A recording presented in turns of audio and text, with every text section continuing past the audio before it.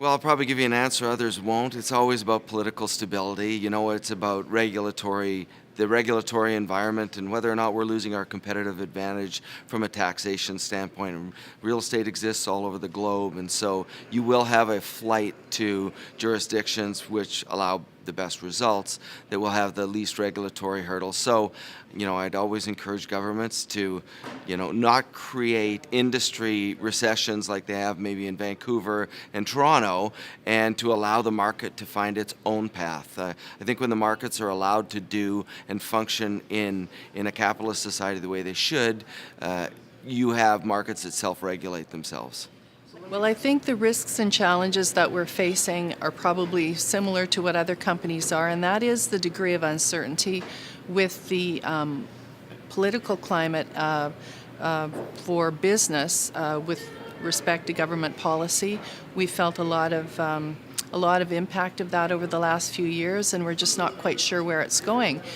Things could suddenly start looking a lot more optimistic that would really affect our business and everybody else's, or we may decide that things take a more pessimistic view. So a lot of it depends on what happens with government policy, what happens with government, what happens with elections. So I think we're kind of in an uncertain period, and that uncertainty, I think, is a big impact on our business over the next 12 months.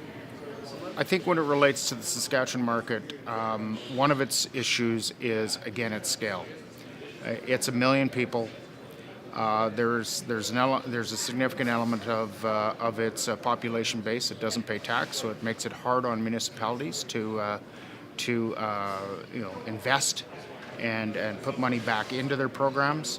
Notwithstanding that, taxation has to get under control to foster new investment into the marketplace. It's got so many good attributes, and sadly, the folks of Saskatchewan keep Saskatchewan a very well-kept secret, and they should stop doing that. On a more granular basis, in the real estate market in Saskatchewan, we are in a no-growth situation. We've had negative absorption in both major markets in the office sector. And so our challenge is going to be how do you manage new inventory coming online? How do you manage the flight to quality without significant rental rate erosion? How do you manage to attract interesting, unique tenants to older product? And that's on the office side.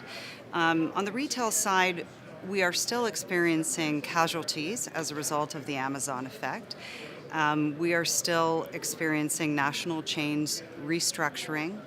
And so the challenge for large developers and owners of retail centers is how do you determine how to support tenants that are just experiencing woes of the economy? How do you determine which ones are just not going to make it?